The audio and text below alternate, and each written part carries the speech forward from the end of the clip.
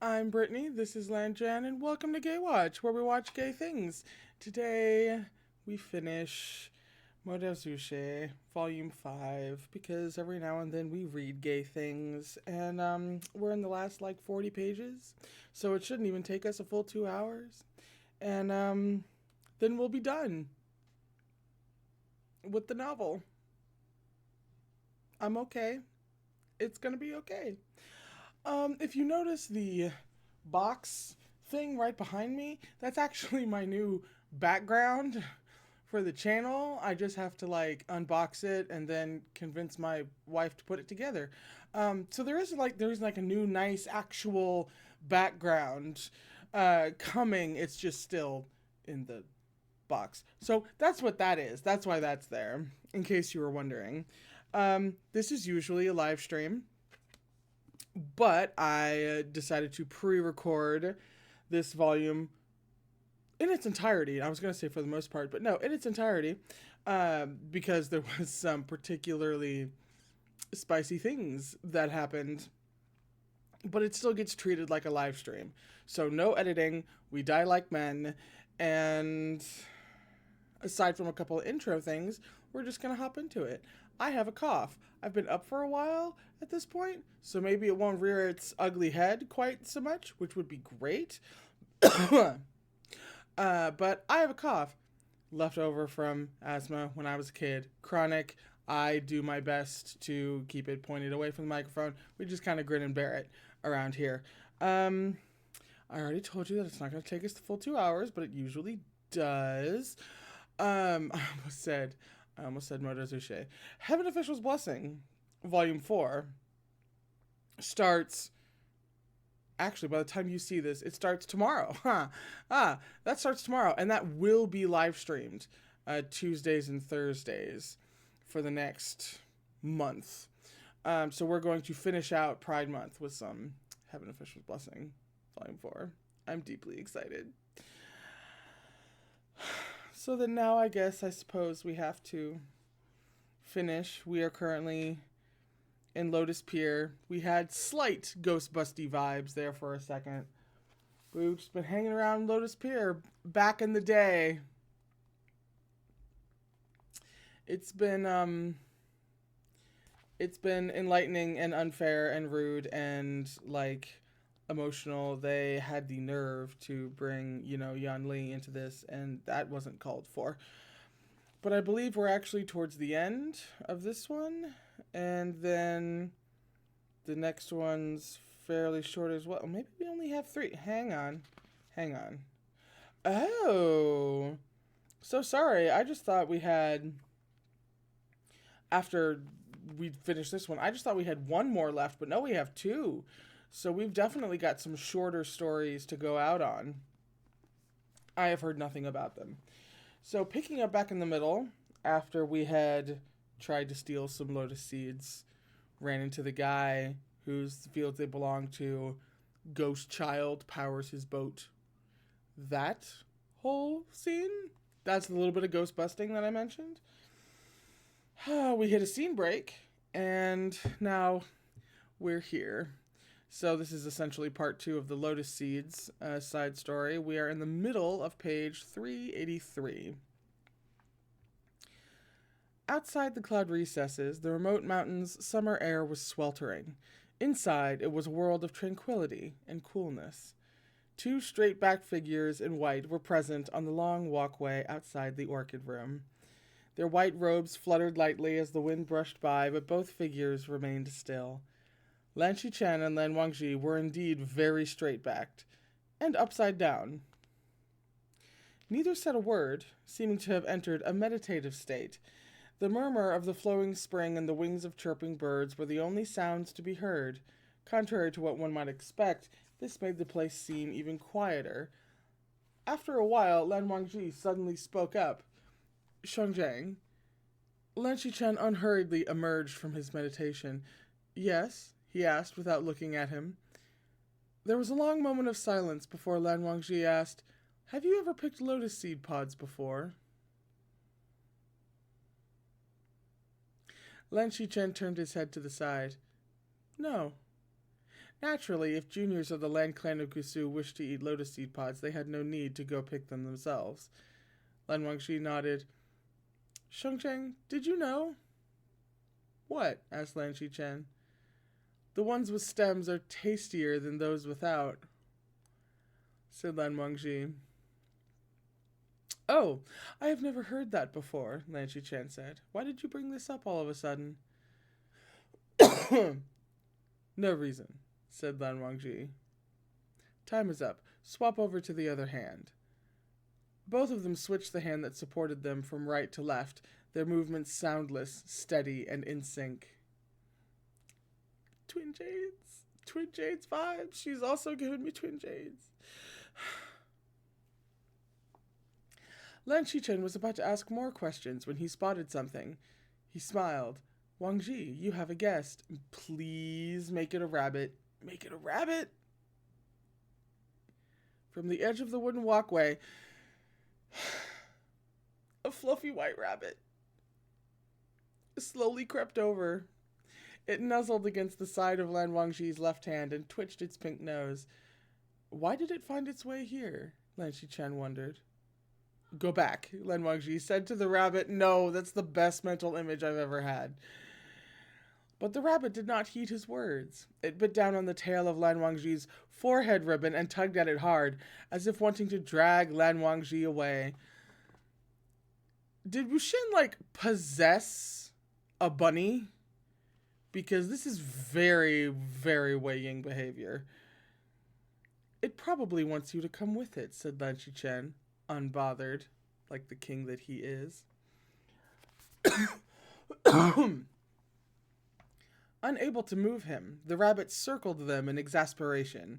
Finding the sight interesting, Lan Qichen remarked, Is this the boisterous one? Excessively boisterous, said Lan Wangji. It is fine if so. It is adorable after all, said Lan Qichen. I seem to remember there were two. Are they not usually together? Why did only one come? Is the other one unwilling to come out because it prefers the quiet? It will come, said Lan Wangji. As expected, it didn't take long for another snowy white head to peek above the edge of the wooden walkway. The other rabbit had come in search of its companion. The two snowballs chased each other about for a while, eventually cuddling up together while leaning against Lan Wangji's left hand. They snuggled and nuzzled each other, a most adorable sight, even witnessed upside down. What are their names? Asked Lan Qichen. Lan Wangji shook his head. It was unclear if they had no names or if he refused to say them. Lan Qichen, however, pressed on. I have heard you call their names before. Ooh, peak Big Brother energy. There was only silence from Lan Wangji. They are good names, Lan Qichen said in all sincerity. Lan Wangji swapped to the other hand. It is not yet time, Lan Qichen said. Lan Wangji quietly swapped back. They ended their training an incense time later. Finishing their handstands, they returned to the elegance room, where they sat in silence. A servant presented chilled fruits to ward off the summer heat. The watermelon had been sliced, its flesh cut into neat pieces and arranged on a jade plate. It looked very pretty, all red and translucent. The two brothers sat on their heels on the mats and exchanged a few words in hushed tones, trading insights from yesterday's studies before they began to eat. Lan Qichen took a watermelon slice. Seeing Lan Wangji stare at the jade plate with an unreadable expression, he instinctively paused. Sure enough, Lan Wangji spoke. Shengcheng. What is it? Lan Qichen asked. Have you ever eaten the rinds? Lan Wangji wondered. Can watermelon rinds be eaten? Lan Qichen wondered with a question of his own. Answered with a question of his own. After a moment of silence, Lan Wangji replied, I have heard they can be stir-fried.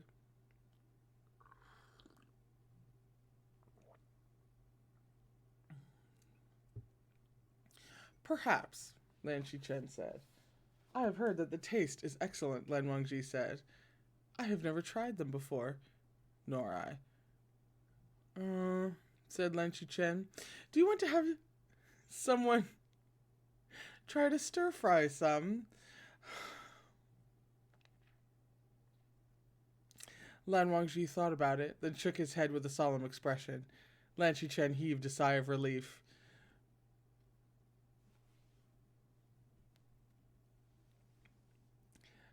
As for who Lan Wangji might have heard that from, Lan Chen had a feeling he needn't ask. The next day, Lan Wangji went down the mountain alone. Leaving the mountain was hardly an uncommon occurrence for him, but he seldom visited the bustling marketplace by himself. People came and went and came. There were never so many people to be seen in a cultivation clan's territory or a mountainous hunting ground. Even when large numbers of people gathered to attend symposiums, they were organized and methodical, never this kind of jostling, shoving crowd. It was practically a given that someone would step on another's foot or carriages would bump into each other while passing through. That would be terrible. Lan Wangji had never been fond of physical contact with others. He hesitated when faced with this situation, not because he wanted to withdraw, but rather because he wanted to find someone to ask for directions. Despite searching for some time, however, he couldn't find a single person to ask. Only then did Lan Wangji realize he wasn't the only one steering clear of the crowd. The crowd steered clear of him, in turn. He was truly at odds with the hustle and bustle of the market. He was too austere, and he carried a sword on his back. The vendors, farmers, and idle passers-by seldom saw young masters of this caliber. They all scrambled to avoid him, either fearing he was the wastrel son of an affluent house, one whom they didn't dare risk offending, or fearing his cold and stern expression. After all, even Lan Chen had once joked that the land in a 2-meter radius around Lan Wangji was a frozen tundra where not even a blade of grass grew.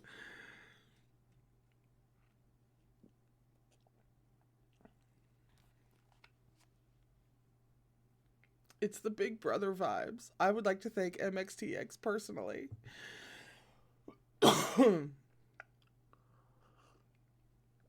The women in the market did not dare to look at Lan Wangji when he walked near, despite wanting very much to do so. I mean, we blame no one. They pretended to be busy, peeking at him with their heads lowered. When he passed by, they gathered in a group behind him and giggled. Lan Wangji had walked for a long time before he saw an old woman sweeping the floor at the entrance of a house. "Excuse me, where is the nearest Lotus Lake?" "Lotus Lake," he asked. The old woman had poor eyesight, and on top of that, there was dust blurring her vision. "There's a family about 4 kilometers or so from here," she panted, unable to see him clearly. "They've planted a few hectares." God, I hope that's the right way to pronounce that. "Thank you," Lan Wangji said with a nod. "Young master, they don't allow anyone to enter that Lotus Lake at night," the old woman added. "If you plan to go there for fun, better go quick, while there's still daylight." "Thank you," Lan Wangji said again. As he turned to leave, he saw the old woman reach out with her long, thin bamboo pole, trying in vain to knock down a withered branch stuck on the eaves. With a twitch of his finger, he struck down the withered branch with his sword chi. Only then did he depart. 4 kilometers was not terribly far for him, given his walking speed. Lan Wangji followed the old woman's directions, never once breaking stride. After 500 meters, he had left the market behind. 1 kilometer away, signs of human habitation faded. When he passed 2 kilometers, all he could see along the road were green hills, fields, and crossroads. Occasionally, he'd spot a crooked cottage with spirals of smoke rising from its chimney. Several muddy toddlers with their hair pulled up into tight little top knots squatted in the ridges of earth between fields, playing with the mud as they laughed merrily and smeared each other with it. There was such a rustic charm to the scenery that Lan Wangji stopped to look, but he had only been watching a short while when they noticed him. The children were all young and scared of strangers, so they soon fled. Only then did Lan Wangji continue on his way. When he hit the 2.5 kilometer mark, he felt a chill on his face, a drizzle brought on by a breeze. He looked at the sky. Sure enough, the rolling, overcast clouds were bearing down on him. He quickened his pace, but the rain soon overtook him. Man, why am I getting Pride and Prejudice vibes? Just then, he saw 5 or 6 people standing on the ridge between fields ahead of him. The drizzle had already turned into rain, but those people neither held umbrellas nor shielded themselves from the weather. They seemed to be crowded around something, too preoccupied to pay attention to anything else. As Lan Wangji approached, he saw a farmer on the ground, moaning in pain. He listened quietly to a couple of remarks, piecing together what had happened. While this farmer had been working the fields, a bull belonging to another farming household had rammed him. The others weren't sure if he had hurt his back or broken his leg, but whatever the case, he couldn't get up. The bull, the undisputed guilty party, had been chased to the far end of the field. It stood with its head lowered and tail swinging, not daring to approach. The owner of the bull had run off to call for a doctor, and the remaining farmers didn't dare to risk moving the injured farmer, lest it cause further injury. All they dared do was to keep an eye on him. Unfortunately, the weather was bad, and it had begun to rain. It was just a drizzle at first, which was tolerable, but was now coming down harder. Seeing the rain grow heavier, one of the farmers had gone to fetch some umbrellas, but he lived some distance away and wouldn't be back any time soon. The remaining people were anxious. Together they raised their hands to shield the injured farmer as much as they could from the rain, but it was hardly a long-term solution. Even if they had umbrellas, there would only be so many to go around. How could they possibly let only one or two people be shielded while the rest got drenched? Oh, what the hell, pouring like this out of the blue, one of the farmers cursed under his breath. Let's hold that shed up for as long as we can, said another farmer. There was an old, abandoned shed not far away. The roof had been propped up with 4 wooden logs. One log was crooked, while another had rotted after being exposed to the elements for years on end. We can't move him, right? Asked someone hesitantly. A few steps should be fine. They quickly but carefully carried the injured farmer to the shed. 2 farmers went to hold the roof up, as it was half collapsed, but to their surprise, they couldn't even lift it. The others urged them on, and they mustered all their strength, but even as their faces flushed from exertion, it wouldn't move at all.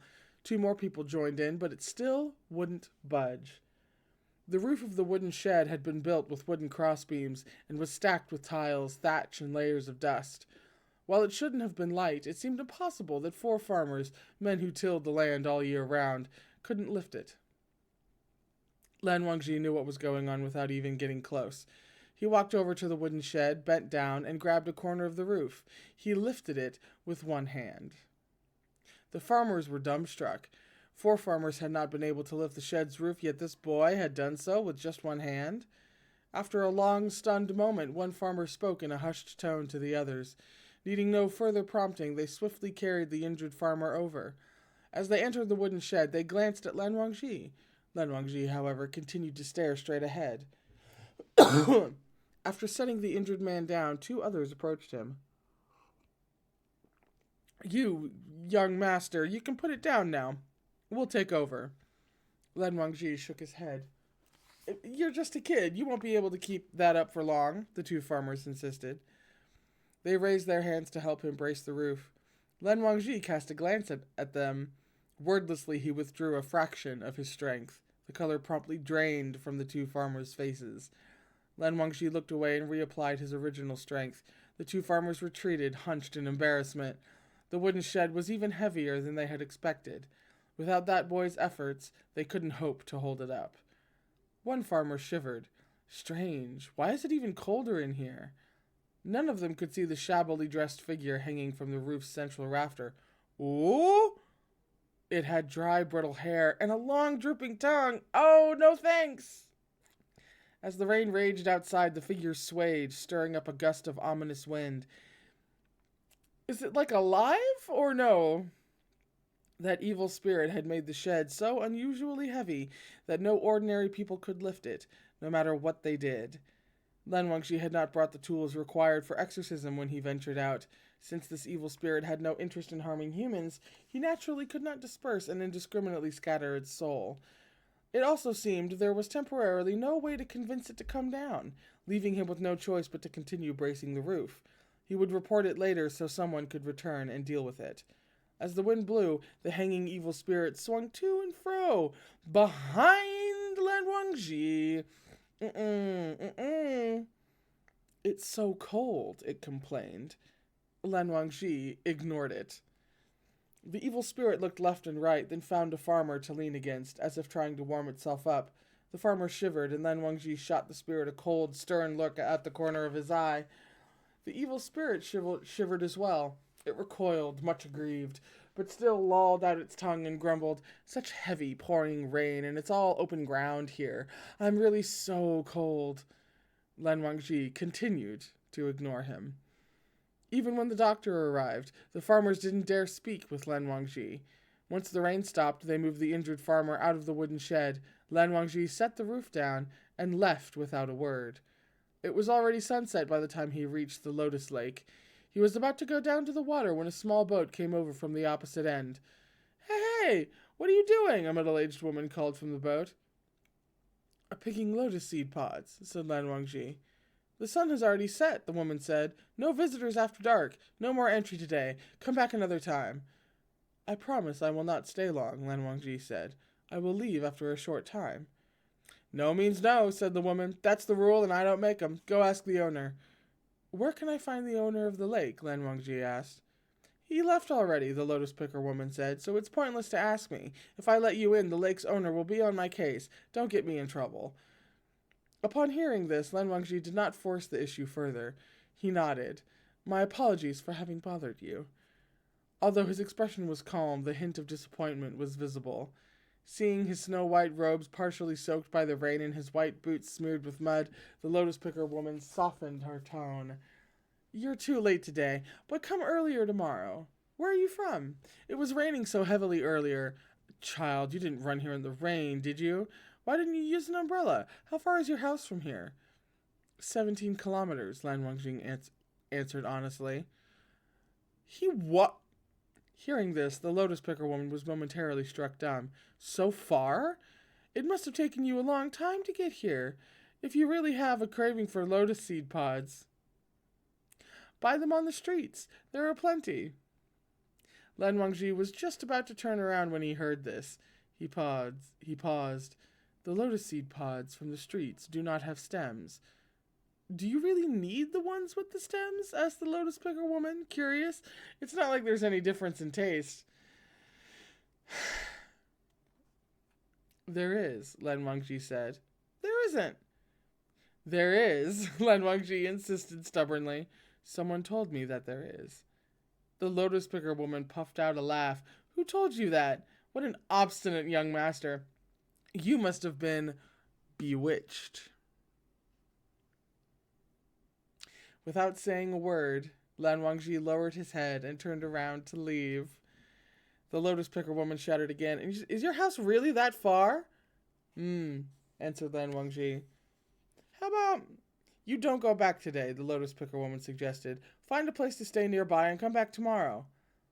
"We have a curfew to obey and lessons to attend first thing in the morning," Lan Wangji answered.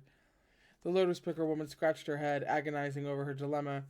"All right," she said at last. "I'll let you in, but just for a short time. A very short time. If you want to pick them, hurry so no one sees you and rats me out to the owner. Someone my age doesn't need scolding." That is a scene break. We are towards the top of page 394. The magnolias in the cloud recesses were particularly fresh and dainty after the rain. The sight filled Lan Qichen with fondness, so much so that he spread paper on his desk to paint by the window. Ugh, a man. Through the engraved lattice, he saw a figure in white slowly approach. Without setting down his brush, Lan Qichen called out to him, "Wangji." Lan Wangji walked over and greeted him from the other side of the window. "Shengjiang." "You mentioned lotus seed pods yesterday," Lan Qichen said, "and it just so happens that Shufu had some brought up the mountain. Would you like to try them?" "I have already eaten some of my own," answered Lan Wangji, standing outside. "You have?" Lan Qichen felt a little surprised. Lan Wangji affirmed. After a few more brief words, Lan Wangji returned to the tranquility room. When Lan Qichen finished his painting, he regarded it for a short while before casually setting it aside, where it was soon out of mind. He took out Libing and headed over to the spot where he practiced purification tone every day. Surrounding the little cottage were clusters of purple gentians? Purple gentians, each adorned with twinkling droplets of morning dew. Lan Chen walked along the narrow path and passed through the gates. When he raised his eyes, he was slightly taken aback. On the wooden veranda before the entrance of the building was a white jade vase filled with several lotus seed pods of varying heights. The vase was long and slender, as were the stems of the pods, arranged in a careful manner most pleasing to the eye. Lan Chen put Lai Bing away and sat on the veranda, facing the jade vase. He tilted his head to look at it for a moment, greatly conflicted. It took every ounce of restraint he had, but in the end he did not sneakily peel one for himself, as much as he wanted to see whether or not there really was a difference in the taste of the lotus seed pods with stems. Since Wang Ji looked so happy, it must have been truly delicious.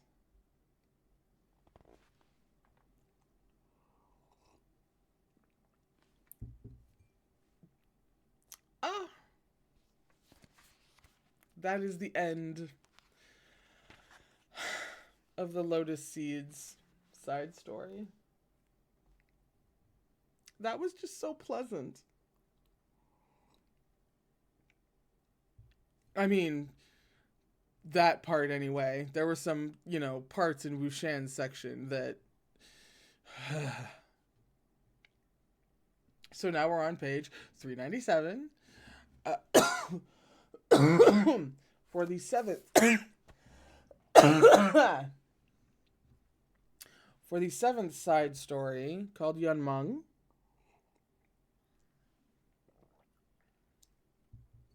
which concerns me. But, no idea. Not a clue. Not even a hint at what this could possibly be. So let's go ahead and see what it is about. I think it's only like 14, maybe closer to 20 pages. It's not too long. All right, let's see. By the time Lan Wangji returned, Wei Wuxian had already counted to 1,300 something. 1,369, 1,370, 1,371. He alternated legs as he kicked a colorful shuttlecock, which bounced between his feet. The shuttlecock shot to the sky and steadily drifted down, then flew even higher before leisurely falling. If you've seen anyone ever play... Oh, shit. It's the thing. Oh, crap. It's the thing that you hit when you play 2 rackets, a net. That's going to bug me. Plastic thing. Wings-ish. You hit... I'll remember, damn it. Probably not in time for this stream, recorded video. But I'll remember at 3 a.m.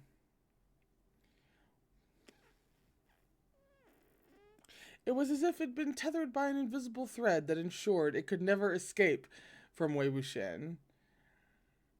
At the same time, there appeared to be another invisible thread that tethered and guided the rapt attention of the many children gathered around him.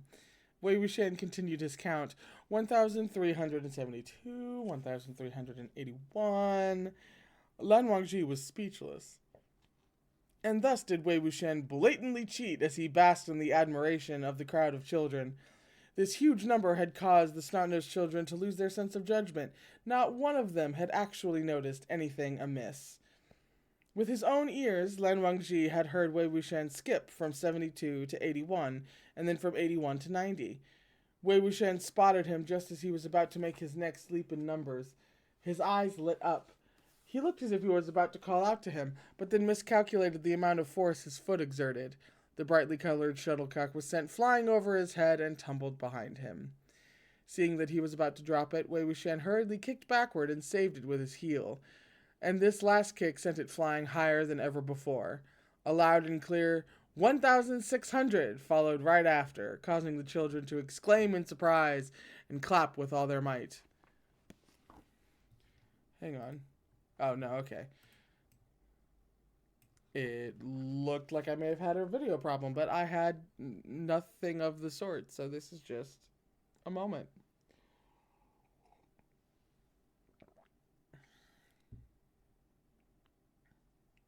With the outcome a foregone conclusion, a little girl squealed, 1,600! He won! All of you lost! Not in the least bit ashamed, Wei Wuxian accepted his victory with high spirits and no qualms. Lan Wangji also provided some dry, scattered applause. A boy with a furrowed brow chewed on his finger, commenting, I don't think that's right. What do you mean? Wei Wuxian asked. How did you suddenly go from 90 to 100? The boy said. Your counting was definitely wrong. The group of children seemed to be divided into two groups.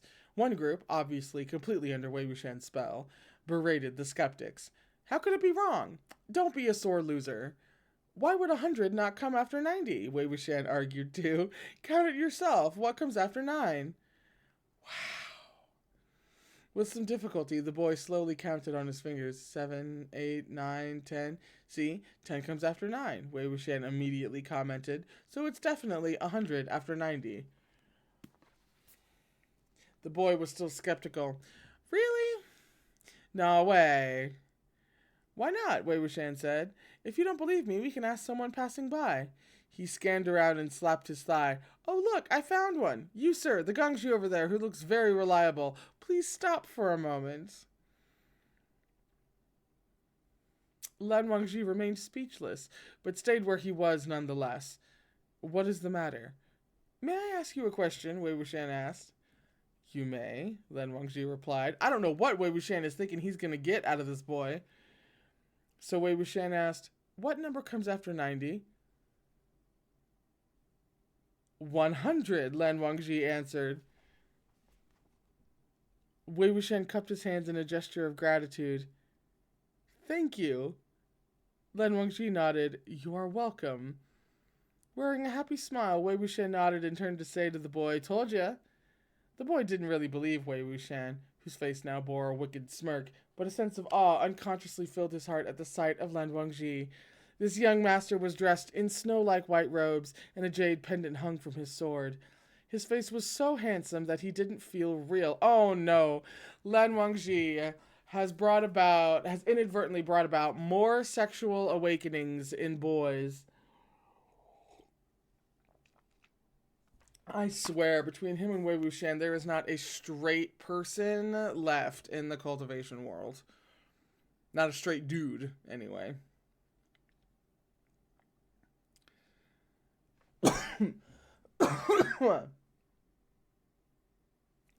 Where was my spot? There we go. It was like he was a divine being. The boy's wavering mind was immediately convinced. Is that how counting works? He mumbled to himself. 1,600 against 300, the children chattered in chorus. You lost! Okay, the boy said reluctantly as he handed the skewer of candied hawthorns in his hand to Wei Wuxian. You win. Here, take it. After the group of children left, Wei Wuxian addressed Lan Wangji around the candied hawthorn stuffed in his mouth. Hang Wanjun, you really do give me face. Only then did Lan Wangji walk over to him. Sorry to have kept you waiting. Wei Wuxian shook his head. It wasn't long at all. You were gone for just a little while. I only kicked that shuttlecock about 300 or so times. 1,600 times, Lan Wangji corrected him. Wei Wuxian laughed out loud and bit down on a hawthorn. Lan Wangji was about to speak again, but he felt a chill on his lips and sweetness on his tongue. Wei Wuxian had stuffed the skewer of candied hawthorns into his mouth. Noticing his odd expression, Wei Wuxian asked, Do you like sweets? Lan Wangji was unable to speak as he held the skewer in his mouth, neither taking a bite nor spitting it out. If you don't, give it to me, Wei Wuxian said. He grabbed the thin stick, intending to take it back, but failed to pull it out after several attempts. It appeared Lan Wangji had bitten down on it. So are you eating it or not? Wei Wuxian wondered with a grin. Yes, Lan Wangji bit a hawthorn off the skewer as well. That's more like it, Wei Wuxian said. If you want it, just say so. You've been like this since you were little. You keep your jaw clamped on whatever it is you want and refuse to say a word. After Wei Wuxian had laughed at him for a bit, they strolled into town. Ever since he was a child, Wei Wuxian had always been playful and greedy while shopping on the streets. He ran everywhere and wanted everything. He had to squeeze every little trinket he came across, and whenever he smelled anything delicious wafting over from the roadside, he had to try a bite. At Wei Wuxian's urging, Lan Wangji also tried some snacks that he would otherwise never have touched in the past. Each time Wei Wuxian watched him finish his food, he had to ask, "How was it? How was it?" Sometimes Lan Wangji would answer, "Passable." And sometimes he would answer, "Very good." But more often he would reply with, "Strange." Sorry, I'm too overwhelmed. Charming, adorable, cute boyfriends. I can't. Husbands. And each time the last happened, Wei Wuxian would snatch the item back with a roaring laugh and refuse to let him keep eating it. They had originally planned to find a place for lunch, but Wei Wuxian had eaten his way from west to east and stuffed himself so full that his stride became increasingly indolent. And so the pair sat down inside a clean and decent-looking soup restaurant. Wei Wuxian nibbled and played with the radish slice between his chopsticks as he waited for the lotus root and pork rib soup that he had ordered. Oh. She just comes out of nowhere and thinks this is acceptable behavior. When Lan Wangji stood up, he asked in surprise, "Where are you going?" "Please wait," Lan Wangji said. "I will return shortly." Sure enough, he returned shortly, right as the lotus root and pork rib soup just so happened to be served. Wei Wuxian drank a mouthful, then waited until the waiter left to quietly comment to Lan Wangji, "It's not good." Lan Wangji took a small taste with a spoon. "How so?" Wei Wuxian stirred his bowl with his own spoon. "You can't use lotus roots that are too tough. The pinker ones are good. This shop is too conservative with their seasoning, and it hasn't been simmered long enough to bring out the flavor. Anyway, it's not as tasty as the stuff my I can't even say it used to make. Oh! He was just casually chatting, expecting Lan Wangji to only listen attentively, and at most make noises of acknowledgement. Who would have thought he wouldn't just listen, but even ask questions? Then how does one choose the right ingredients? What should be done for the flavor to emerge? No! No. No. No. No. No. No. I am anti-manifesting. I won't handle that. I will not. I refuse. No. No. You can't do that to me. You can't. Don't. You can't do that to me. Don't do that. Finally sensing something was up, Wei Wuxian wondered aloud, "Hang on, Jun, you're not thinking of making lotus root and pork rib soup for me, are you? Did you just sneak away to observe the process?" Before Lan Wangji could answer, Wei Wuxian was already laughing at him. "Oh, hang on, Jun. Not that I'm looking down on you, but no one in your clan would ever deign to enter the kitchen. Plus, growing up eating like that has made you develop certain tastes. Nothing you make would even be fit for the eyes." Lan Wangji drank another mouthful of soup, neither affirming nor denying his accusations. "Don't do this to me." Wei Wuxian waited for him to continue the thread of conversation, but Lan Wangji remained as steadfast as a rock. Eventually, he couldn't wait anymore. "Lanjian," he asked without a shred of shame, "do you really mean to cook for me?" Lan Wangji was surprisingly able to keep his composure. He did not answer, even with a simple yes or no. Wei Wuxian grew a little impatient. He shot to his feet, I'm so frazzled, and leaned his hands on the edge of the table. "Give me a or something." Lan Wangji said. "So was that a yes or no?" Wei Wuxian probed. "My dear Lanjian, everything I said was just teasing. If you really want to cook for me, then you could burn right through the pan until the whole stove is nothing but a smoking crater, and I'd still eat it all up, pan and all, just to show you." A momentary silence. That is not necessary, Lan Wangji stated. Wei Wuxian was close to jumping on him to plead for an answer. So are you doing it or not? Do it, come on, Han Wenjun, I'll eat it. Without batting an eyelid, Lan Wangji held Wei Wuxian's waist steady. Manners. Urkaga, Wei Wuxian warned him, you can't be like this with me. Lan Wangji finally could no longer withstand his pestering. He held Wei Wuxian's hand and told him, I've already done so.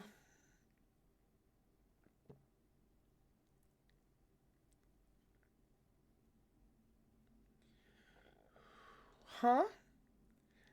Wei Wuxian was taken aback. You already did? When? What did you cook? Why don't I remember?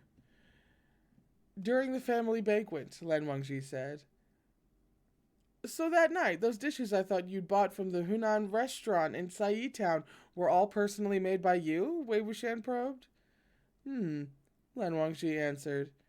Wei Wuxian was shocked. You made all that? Do kitchens even exist in the cloud recesses? Naturally.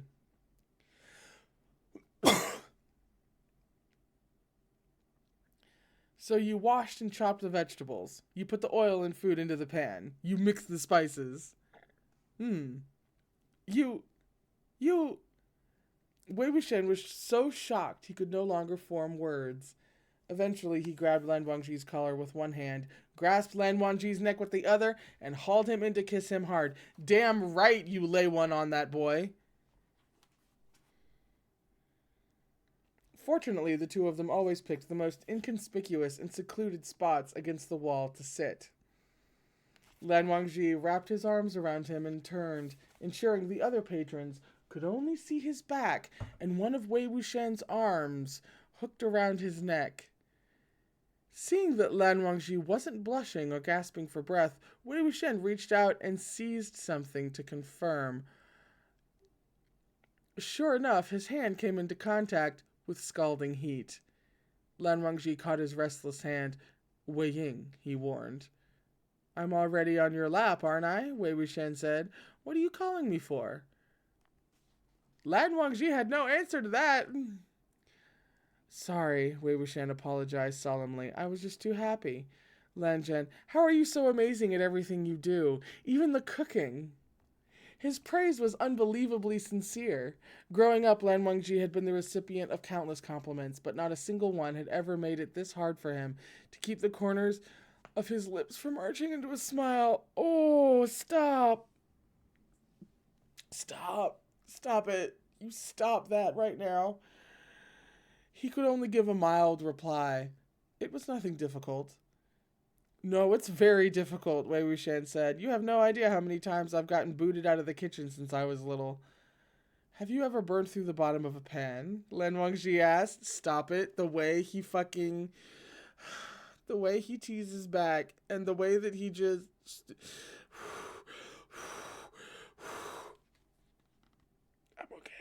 I'm okay. I'm alright. Just once, Wei Wuxian answered. I'd forgotten to add water and the pan caught fire. Don't look at me like that. It really was just once. Because then, of course, he would accuse Lan Wangji of doing something that Wei Wuxian himself had done. It's the characterization. I can't...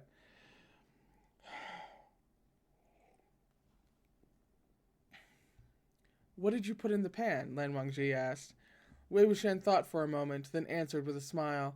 That was so many years ago. How would I remember? Don't bring it up again. Although Lan Wangji made no comment, he arched an eyebrow slightly. Wei Wuxian pretended to not notice the minuscule expression. All of a sudden, something came back to him, and he threw his hands up in remorse. But why didn't you tell me you'd made those dishes? What a fool I was! I didn't have more than a few bites of the food that night. It is fine, Lan Wangji said. I will make them again when we return. I swear to fucking God. Wei Wuxian, who had been pestering him all this time specifically to hear that one statement, instantly beamed with joy. The soup didn't even taste all that bad anymore. After the two left the restaurant, they strolled around for a while until they came upon a commotion on the street. A crowd surrounded a spot that had been set up with an array of little trinkets. One by one, people were tossing rings onto the ground. This one's good. Wei Wuxian pulled Lan Wangji over and took 3 rings from the vendor's hand. Lan Zhan, have you ever played ring toss? Have you ever played ring toss before? Lan Wangji shook his head. You never have? Wei Wuxian said. Let me explain it to you. It's very simple. You take these rings and back a short distance away, and then you try to toss them onto the things on the ground. If you snare anything, it's yours. Anything I snare is mine, Lan Wangji echoed. That's it, Wei Wuxian confirmed. Which one do you want? I'll get whatever you choose. Anything, Lan Wangji said. Wei Wuxian leaned his elbow on Lan Wangji's shoulder and tugged at the tail of his forehead ribbon. Where's the art of that? Hang on, June. You're not giving me any face by being so easygoing. I want whatever you snare, Lan Wangji said in all seriousness. Wei Wuxian was momentarily taken aback. Why are you like this in public? Lan Wangji didn't get it. What? You're tantalizing me, Wei Wuxian said. I am not, Lan Wangji answered, his expression calm and unperturbed. You are, Wei Wuxian insisted. All right, then I'll snare. That one. Yep, that one. He pointed at a big white porcelain turtle displayed far, far away. He took a few steps back. When he was about 3 meters away, the vendor gestured and called out, That'll do, that'll do. But Wei Wuxian said, No, no. Gongji, you're standing too far away. You won't be able to hit anything like that, the vendor yelled. Don't say I scammed you when that happens. If I don't stand farther away, you'll have to worry about losing everything, Wei Wuxian quipped, because he's back on his hot boy bullshit. Competent little mother. The crowd hooted with laughter. This Gongji is so confident. It was a simple game and seemed easy on the surface. However, each object on the ground was set some distance apart, and it could be difficult for ordinary folk to exert the exact degree of strength required to target a specific prize. But such things were a breeze to a cultivator, so what fun would there be if he didn't aim from far away? Wei Wuxian kept retreating, even turning around so his back faced the stall. The bystanders hooted louder with laughter. Wei Wuxian weighed the ring in his hand and launched it with a backhanded toss. To everyone's surprise, the ring easily landed on the porcelain turtle, snaring its head. The vendor and the crowd were both astonished and speechless. Wei Wuxian looked back, and a smile spread across his face. He raised the remaining 2 rings and gestured to Lan Wangji. You want to try? Certainly. Lan Wangji walked over to Wei Wuxian. Which do you want?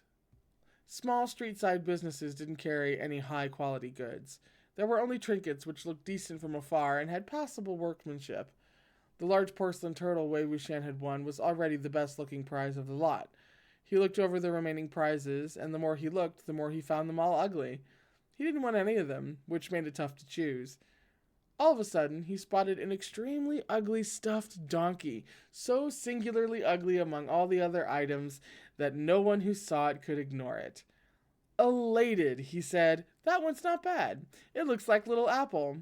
Come, let's get that one. Lan Wangji nodded. He retreated 3 meters further than Wei Wuxian had walked and also turned around. The ring hit the donkey with accuracy and precision. The crowd erupted into cheers and clapped with gusto. Lan Wangji looked back at Wei Wuxian, who laughed heartily as he jumped into the stall to snag the little donkey on the ground and tuck it under his arm. He was clapping the hardest. Again! Lan Wangji still had 1 ring in his hand, and it weighed gently and weighed it gently and steadily. This time he took some time before tossing it and instantly turned around to check. Exclamations of dismay rang out from all around the moment he threw the ring.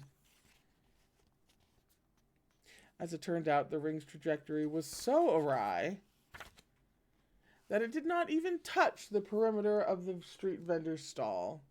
Instead, it landed right on Wei Wuxian, snaring him.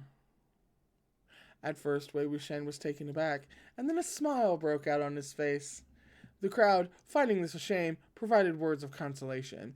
It's not a bad attempt. Yeah, you got quite a few. It was already really impressive. Thankful for the miss, the vendor rolled his eyes and heaved a sigh of relief before he sprang to his feet and gave them a thumbs up. Yeah, so amazing! Gongji was so right. If you'd managed to nab any more, I'd be operating at a loss. Wei Wuxian laughed. All right, I know you're scared to let us keep playing. We've had our fun anyway. Lenjen, let's go. Take care, the vendor said happily. It was only after the pair disappeared side by side into the bustling crowd that the vendor suddenly remembered. The third ring! They didn't return it! Wei Wuxian walked with the turtle hugged under his left arm and the donkey tucked under his right. Lenchen, why did I never realize that you're such a little schemer? Lan Wangji took the large, heavy porcelain turtle from him, while Wei Wuxian removed the ring from his neck and slotted it over Lan Wangji's head. Don't pretend you don't understand what I'm talking about. I know you did that on purpose. Lan Wangji held up the big turtle in his palm to inspect it. Where shall we display this when we return? His question stumped Wei Wuxian. The turtle was bulky and heavy, and its workmanship was nothing to write home about. It had an absolutely foolish-looking head, and at best could grudgingly be considered cute. But on closer inspection, Wei Wuxian realized the craftsman had been shoddy in his work. Its beady pupils had been painted cross-eyed. No matter how he looked at it, it was completely at odds with the Cloud Recess's aesthetic. Deciding where to put it was a problem, indeed. Wei Wuxian thought for a moment. The Tranquility Room? He'd only just voiced the suggestion when he immediately shook his head and vetoed the idea. That room's only suitable for playing the guqin and burning incense. It would be an utter eyesore to dump a giant turtle in a place like that, a serene spot swirling with sandalwood smoke. When Lan Wangji heard him state that the Tranquility Room was a serene place, suitable only for playing the guqin and burning incense, he cast him a sideways glance. He made as if to speak, but ultimately held back. But it'll definitely get thrown out right away if we put it anywhere in the cloud recesses that isn't the Tranquility Room. Lan Wangji nodded silently. In the end, Wei Wuxian exhibited restraint and was too abashed to say, let's secretly put it in your Shifu's room, don't let him find out that we hid it. Suddenly, he slapped his thigh. Got it, let's put it in the Orchid Room. Lan Wangji thought for a moment, why the Orchid Room? Let me explain it to you, Wei Wuxian said. Put it in the Orchid Room. And if you're asked about it while teaching Shijui, Jingyi, and the others, you can tell them that the turtle was specially designed by an elusive and talented master craftsman to commemorate your defeat of the Xuanwu of Slaughter. As such, it carries a profound significance. Its aim is to inspire the juniors of your land clan of Gusu to look up to their seniors and strive to advance themselves. Although the Xuanwu of Slaughter is gone, there must be others lying in wait. I don't know how you would pronounce that. So, pardon me for butchering. I think it would be a Jukua? No, my mouth does not want to do that. It's Zhuque, and my brain cannot. I would have to literally see a thing. A Bayou of Massacre, a Qinlong of Carnage, and so on. The juniors must do great deeds that surpass their predecessors and shock the world. Lan Wangji was struck speechless. Well, what do you think? After a while, Lan Wangji said, very good. Many days later, every time Lan Zhijui, Lan Jingyi, and the others looked up during their lessons with Han Wanjun, they would catch a glimpse of the large, crudely made porcelain turtle on the desk behind Lan Wangji, staring back at them with dull, lifeless eyes. Deterred by some inexplicable force, no one actually dared to ask why it had appeared there. However, that was another story for another day. And that's just a scene break. That's not the end of it, actually. We are on page 410. After tucking their spoils into their Changkun sleeves, the two left in triumph. Before their visit, Wei Wuxian had bragged to Lan Wangji for a long time about Yanmeng's gorgeous scenery, specifically the sight of the vast emerald green lotus lakes meeting the blue line of the sky. Naturally, he had to drag him out to tour the waters. He had wanted to get an extravagant pleasure barge, but after searching for a long time, could only find a tiny wooden boat tethered by the shore. It looked weak and rickety enough to sink as soon as someone lightly set foot on it. Loading 2 grown men into it seemed a little much, but there was no other option. You sit on this end, I'll sit on the other end, Wei Wuxian said. Sit tight and don't move around. This thing will capsize if we're not careful. It is fine, Lan Wangji reassured. I will save you if you fall into the water. Listen to you, saying that like I don't know how to swim, Wei Wuxian quipped. The small boat brushed past large and luxuriant lotuses, each blooming with pink abundance. Wei Wuxian lounged on the boat with his head pillowed on his arms. The boat was truly too small. His legs were almost resting on Lan Wangji's lap. Lan Wangji did not say a word about this brazen, uncouth behavior. A gentle breeze blew across the lake, stirring the tranquil water. This is the season when the lotuses are in bloom, Wei Wuxian said. A pity the lotus seed pods aren't ripe yet, or I could have taken you to pick some. We can come again, Lan Wangji said. Right, Wei Wuxian agreed. We can still come again.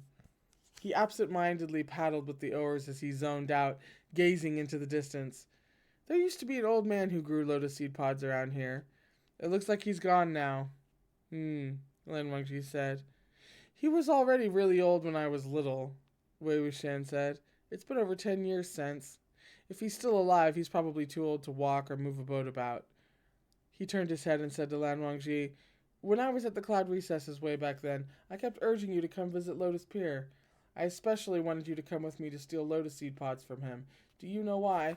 Leave it to this bitch to actually connect a lot of these side stories. Just casual little things. Just casual little glimpses into... I hate her. When it came to Wei Wuxian, Lan Wangji always answered every one of his questions and acquiesced to all his requests. Service top. He's the greatest one known to man, I'm telling you. And so he answered him seriously. I do not know. I'm very excited. I do not know. Why? Wei Wuxian winked at him and snickered. Because that old man sure was something whenever he hit people with his boat pole. It hurt way more than your family's disciplinary... oh, God, this word. Ferule? Ferule.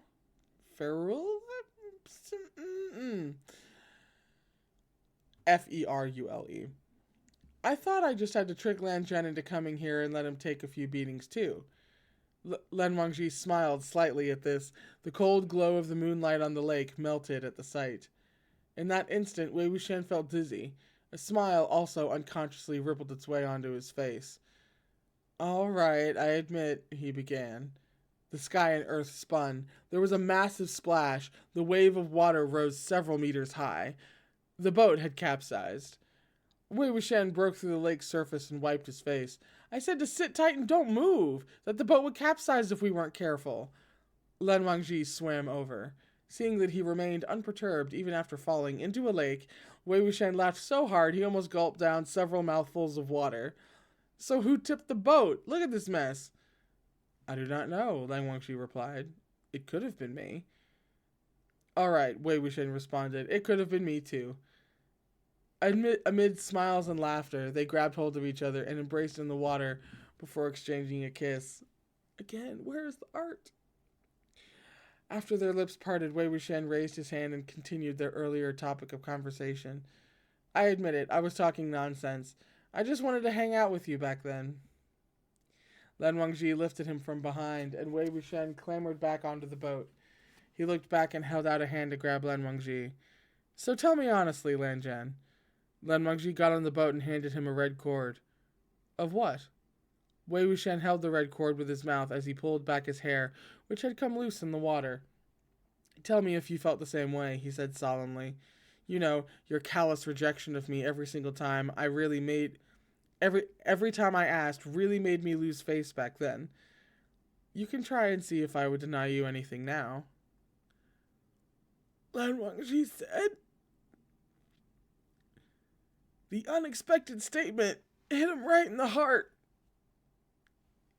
Wei Wuxian choked for a moment, but Lan Wangji was still as composed as ever, like he didn't fully grasp the weight of what he had just said. Pressing his palm to his forehead, Wei Wuxian said, You Hang on, June. Let's agree that you'll give me a heads up before you say sweet nothings in the future. Otherwise, I won't be able to take it. Lan Wangji nodded. All right. Lan Zhan, Wei Wuxian said, you... Of all the millions of possible words, there was nothing left to say. There was only laughter and hugs. Fucking...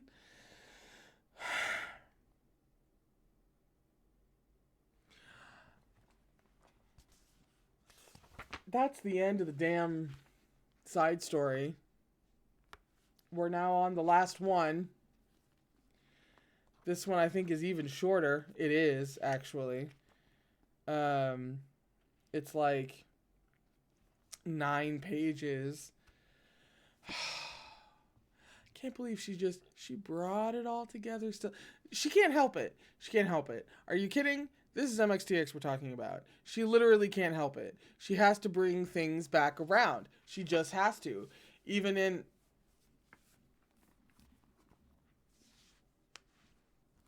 I need to have words with this woman. She is so unhinged.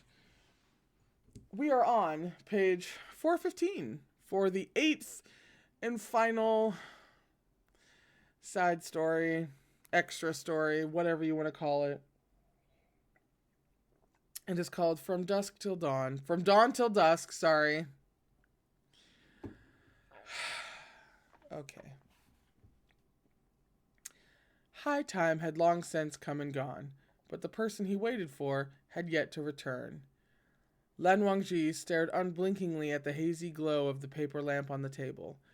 The flames had yet to die. After a while, he rose to his feet and walked to the entrance of the tranquility room to open the wooden door and stood there for a moment. Just as he was about to step out, there came an odd thud from behind him. Lan Wangji whirled around. The window had been opened without him realizing it. The shutters gently fluttered with the night breeze, opening and closing. There was a large, strange lump under the thin blanket on the bed. Something had broken in through the window, tumbled inside, and was currently curled up and wriggling beneath the covers. First struck speechless, Lan Wangji then gently closed the door and returned inside. He blew out the lamp and closed the window before climbing into bed and settling down next to that giant hump. He silently pulled another blanket over himself, closing his eyes. It didn't take long before a large frozen thing suddenly burrowed beneath his blanket.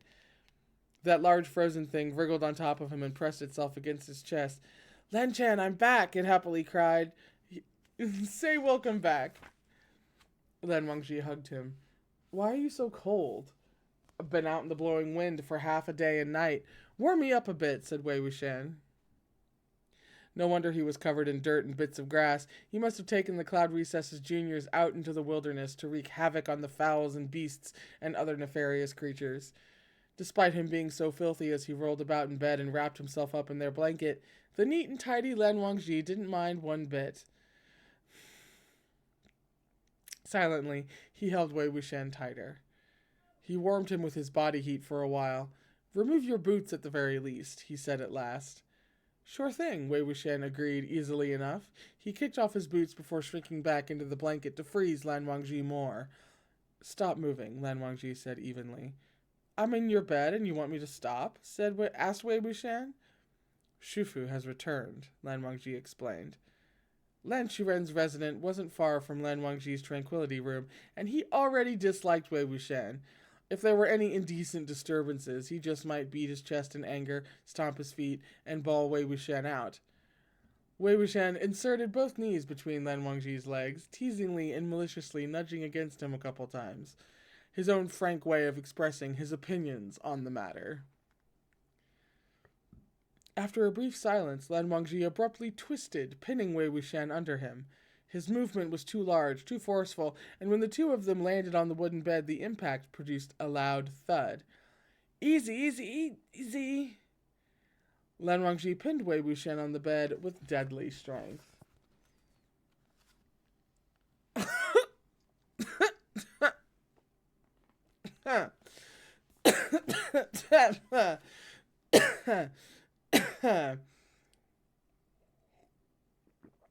That was not an asthmatic cough.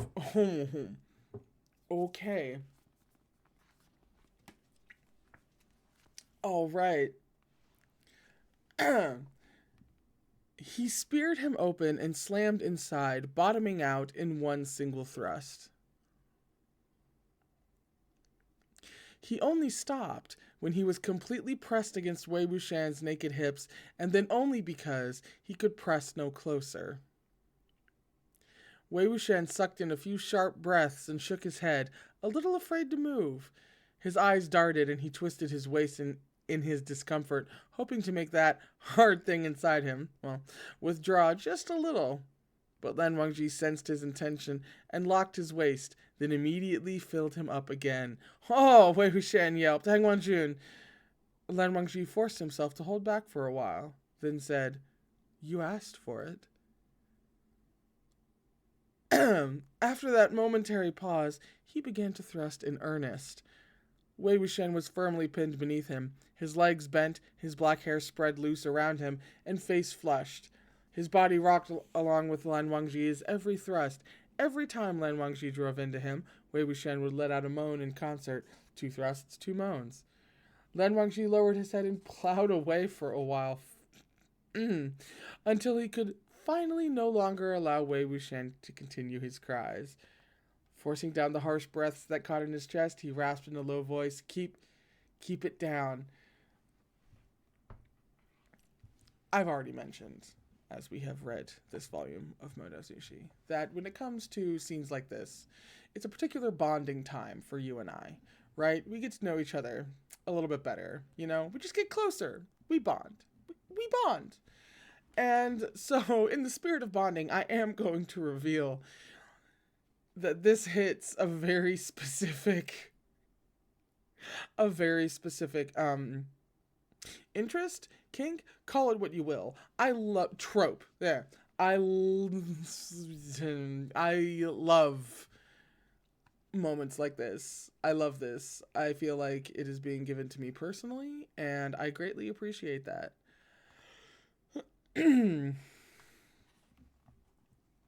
Wei Wuxian raised a hand and cupped his face, and thought about how strangely thin-skinned Lan Zhan could be. His cheek was obviously overwhelmingly hot to the touch, but the blush didn't show at all. His complexion was like frost, finer than snow, so handsome it left Wei Wuxian breathless and unable to contain himself. Only his earlobes were tinted with a bit of pink. Ergaga, you don't want to hear my cries? He asked through his gasps. Lan Wangji fell silent, caught between an obvious truth and a reluctance to lie. His conflicted expression filled Wei Wuxian with indescribable pleasure, to say nothing of the thing literally filling him with indescribable pleasure. He wanted to swallow him whole, not unlike the thing You know the joke. It's there. It's simple, Wei Wuxian said. If you don't want anyone to hear me, cast the silence spell.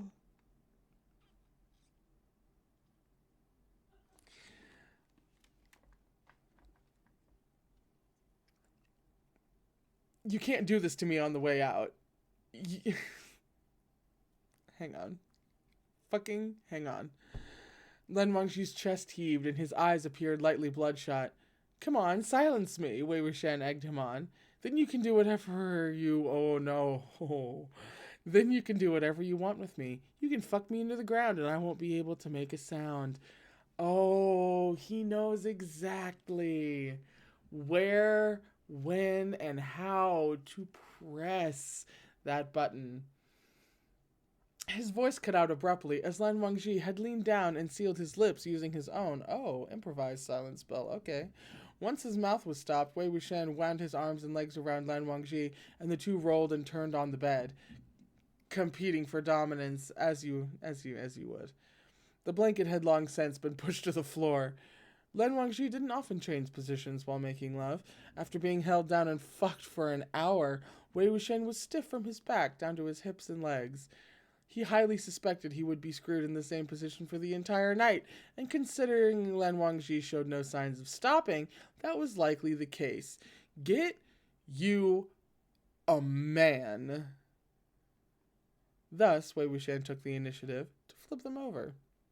He straddled Lan Wangji, hooked his arms around his neck, and started rocking himself up and down.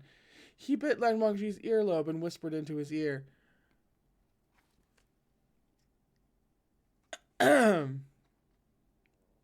Is that deep enough? The whispering in his ear, the wetness and warmth, Lan Wangji seized Wei Wuxian's shoulders and pushed him down hard. This dreadful move ripped a startled cry from Wei Wuxian's throat, who then hugged Lan Wangji tight. Lan Wangji rubbed the small of Wei Wuxian's back.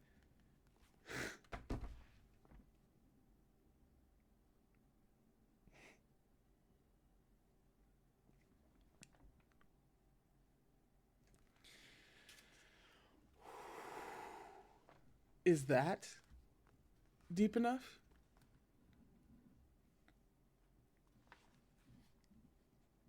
Everything that's happening here in the past couple pages?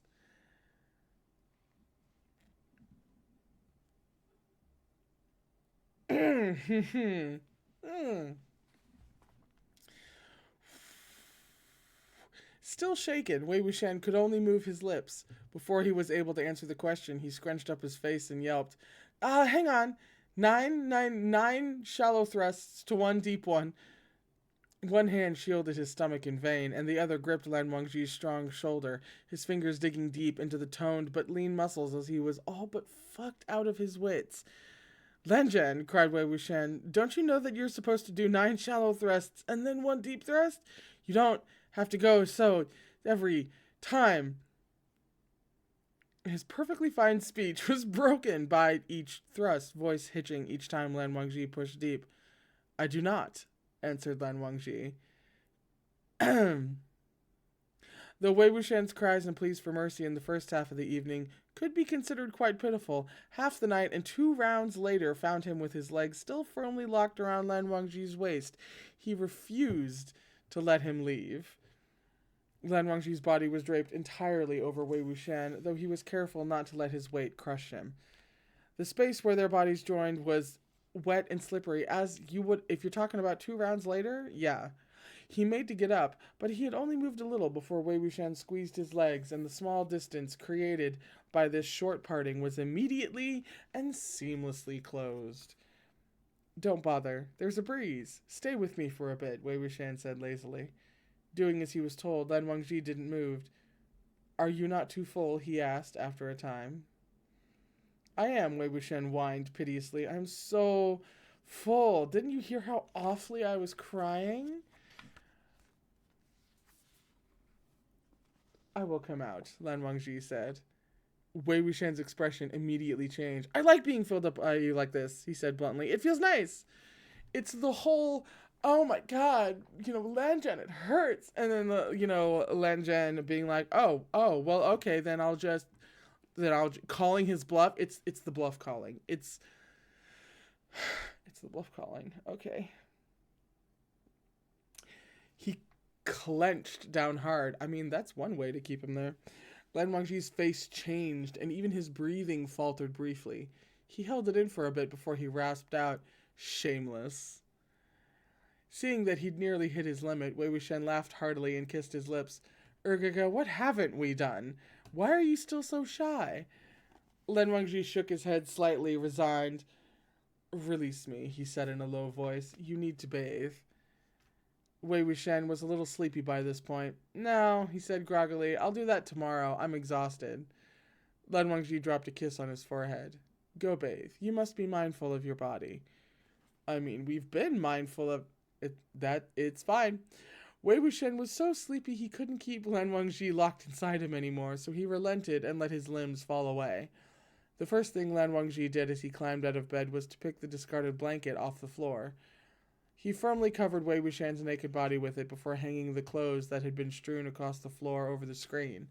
After swiftly dressing himself and making himself decent, he went outside to draw water for a bath. An incense time later, after Wei Wuxian had nearly drifted off, Lan Wangji picked him up and placed him in the bathtub, which had been set down next to Lan Wangji's work desk. As he soaked and played in the water, Wei Wuxian's energy returned to him. He patted the edge of the tub. You're not joining me, Lan Wangjian? In a moment, Lan Wangji said.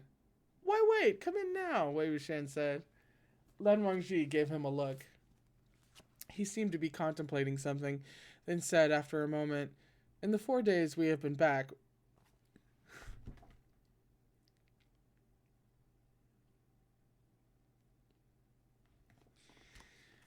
in the 4 days we have been back, we have broken 4 bathtubs."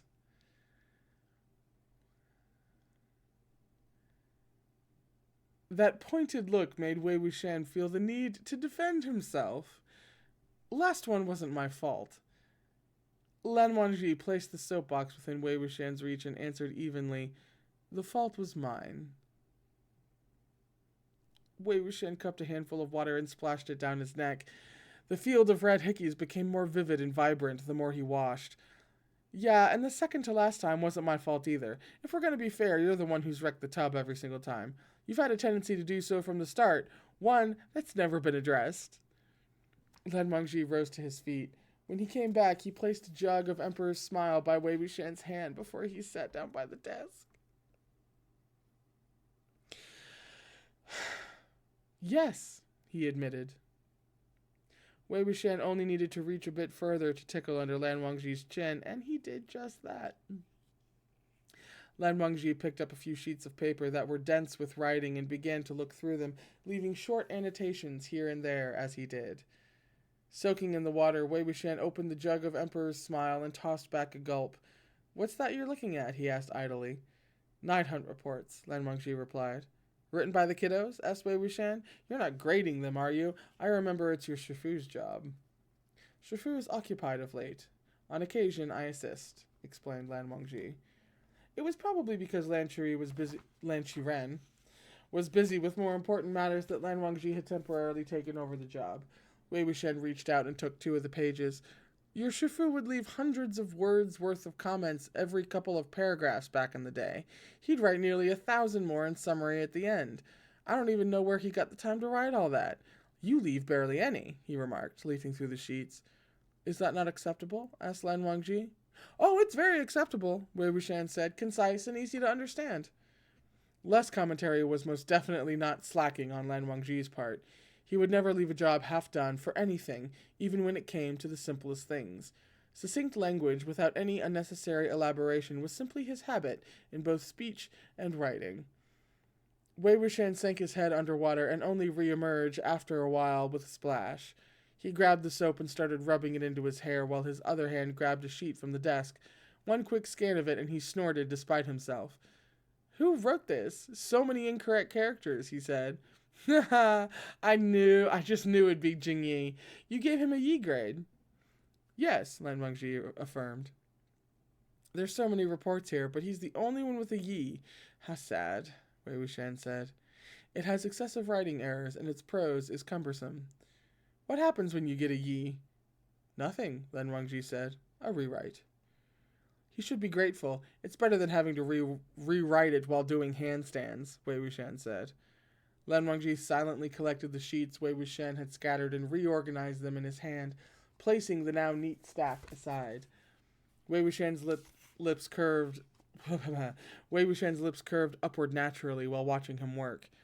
"What grade did you give Shijui?" he asked. Lan Wangji picked out 2 sheets of a journal and handed it to him. "Jia." Wei Wuxian took the proffered papers and looked through them. Great handwriting. Well-constructed, organized thoughts, contains substance, pertinent and accurate, noted Lan Wangji. Wei Wuxian finished flipping through the report in his hands, then looked at the unmarked stack. "You have to go through all those? Let me help with a few." "Certainly," said Lan Wangji. "Just underline and comment on anything that's incorrect, right?" Wei Wuxian asked. He reached out and took over half the stack. Lan Wangji moved to take it back, and Wei Wuxian shrank away from his hand. "What are you doing?" "That is too much," said Lan Wangji. "Take your bath." Wei Wuxian took another sip of the Emperor's Smile, then grabbed a brush. "I am," he said. "It's not like I have anything else to do in the meantime. It's pretty fun to look at the kiddos' reports and their writings." "You must also rest after your bath," Lan Wangji insisted. "Do I look sleepy to you? I could go another 2 rounds even," Wei Wuxian boasted. The horniest fucking couple. The horniest fucking couple I've ever goddamn seen. Just the horny.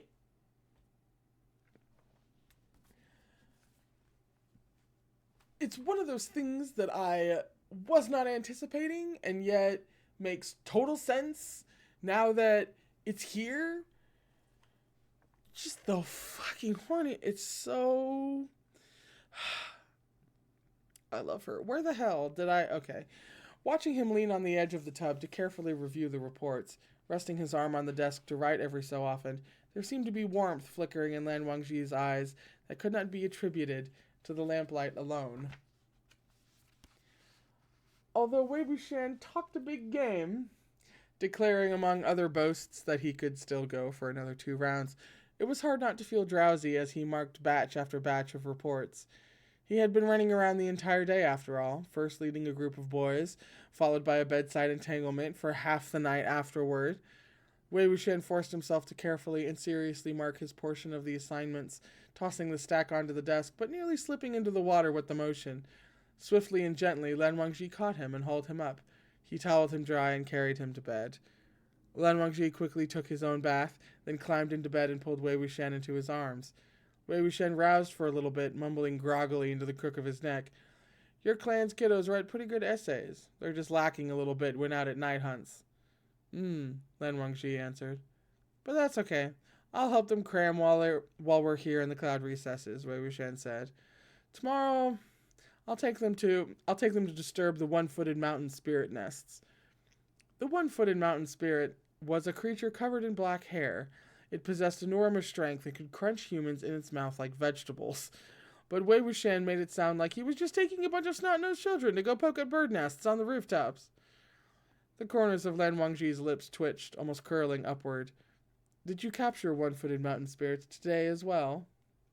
Yeah, Wei Wuxian confirmed. That's why I said they still need training. Those mountain spirits only have one leg, and the kids still only barely outran it. If they encounter a 4-legged lizard, an 8-legged spider, or a 100-footed centipede in the future, they might as well just lie down and wait for death.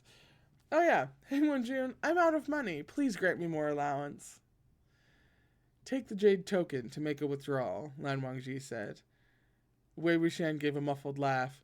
That thing you gave me already lets me go in and out of the barrier. It can make money withdrawals too? Yes, Lan Wangji said. Did you destroy a bystander's stall or dwelling? No, we didn't.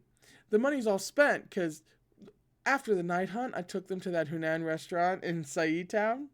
It's that one I kept trying to drag you to and you kept refusing to go. God, I'm so sleepy. Don't talk to me anymore, Lan Zhan. All right.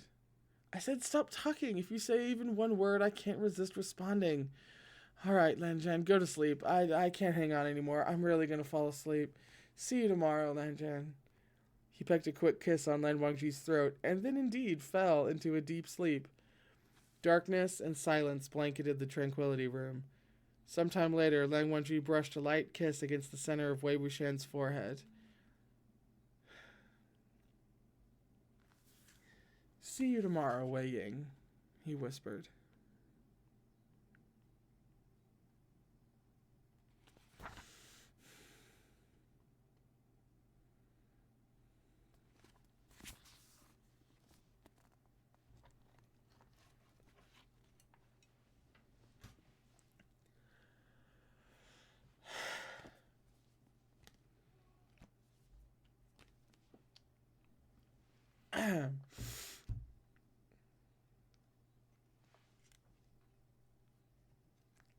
I don't know what you say to that.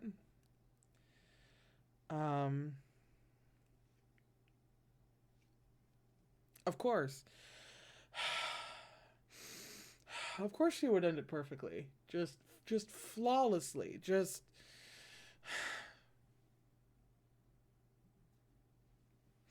It's the domesticity, it's the intimacy, it's the nice, through these side stories, it's the nice, good, long look at just their lives post all of the real drama, right? It's the getting to see them do that after all of the real... It's the getting to see them do all of that after everything. Anything that drives the point home that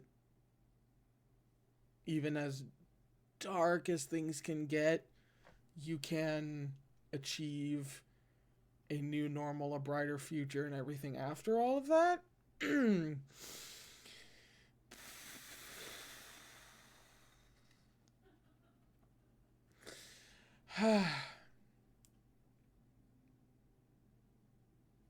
Well, that's it for MDZS. I'm so happy I read that for so many reasons. I don't actually. I don't very often really wind up reading the book source material that comes from TV series or movies that I wind up like really liking and sometimes even loving. I just kind of don't. I'm usually like perfectly fine with whatever the TV series canon is, and I realize that that's like major blasphemy to a lot of people. Most people read the book first, and then they watch whatever series movie, and then they watch the series adaptation, right? Um, and then even if it accidentally happens backwards, they'll watch a series or a movie, find out there's a book, and then immediately go and read the book, right? That is an extremely common thing that people do that I don't. For just it's a case by case basis. I usually don't do it. Um, it takes a pretty upper echelon thing for me to do that, for me to essentially go backwards, and I'm just really glad that I did with this and that I had you guys out there, yelling at me to absolutely read the book, especially with, the official English translation coming out. That was so beautifully rendered and captured. I cannot fucking imagine what it takes to translate all of that. I've already mentioned it, from Chinese to English is such, there's an ocean between the two languages, and the fact that they did it as well as they did with so few like little typos or like words left out, like tiny words like left out, and every now, so rare. Like, it's truly impressive. It is outstanding what these people do with MXTX's work and the translations and everything. And I realize that, the language nerds out there, I'm sure, are like screaming and rolling around in gravel. But as someone who is very much like a layman in those terms, but also very much a writer, they really did make this like accessible, beautiful, wonderful, readily understood English prose that I greatly and deeply appreciate. And of course, the art is beautiful. The covers are beautiful. Like, this is just all around. It's just fucking amazing. So, we are done with the MDZS novel. It does feel surreal because we've been reading this for the better part of a year? When did I start? I definitely started last year. So it's been the better part of a year that we've been working our way through this. And it is now dovetailed with Heaven Official's blessing that we pick up again tomorrow. I suppose, I think literally the only reason I'm not bawling my eyes out right now, although I do feel the intense need to, weep for finishing the story, and also because that was just such a beautiful, effortless ending, is because the Donghua exists. And I will absolutely be reacting to that. That was always part of the plan. Probably not until we're kind of well and good into fall. Even maybe early winter, so it might be kind of late in the year. But second half of the year, absolutely foregone conclusion. The Donghua is happening. Hello. Of course it is. Of course it is. And I'm already excited about that. But of course, I think, the channel, I think this rotation thing works really well, especially for me. And with something as, large and complicated and emotional and taxing and wonderful and terrifying and just everything that the story is, for me at least, I do need a little bit of time between absorbing the different adaptations, um, so that I can keep it clearer in my head and also recover from what she fucking does to you in this goddamn story. But the book, at least, is done. I had a wonderful time reading this with you. I've really, really appreciated all of the comments and all of the love and all the encouragement and just the different conversations that like everybody gets up to, and streaming it is so much fun. And it's just, this the first thing that I started streaming in terms of like reading? Is this the first thing that I finished? Is it? I think it is. I'm almost certain it is. Oh my god. Now I'm going to cry. So, thank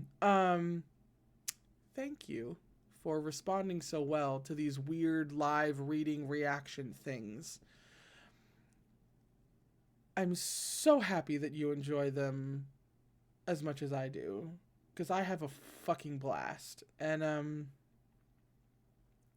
I am going to continue to do these likely in perpetuity, and not just Yanmeng novels, but also some stuff from the West, some stuff from, I plan on making these reading streams very much like a staple of the channel. And the main reason that I can do that is because you guys seem to really love and engage with them a lot. So, I mean, thank you that I get to do this thing. Just thank you in general. It was also my birthday recently, and then a month before that was the 3-year thing. I am an emotional bitch at the moment, so I'm gonna go cry. Have a good cry. And I will see you literally tomorrow for Heaven Official's Blessing Volume 4 live at the usual time. So that'll be 3 p.m. Eastern Daylight Time. Yeah. And we're just gonna keep going and having a fucking blast. So, I will see you then. And in the meantime, please remember to take care of yourself.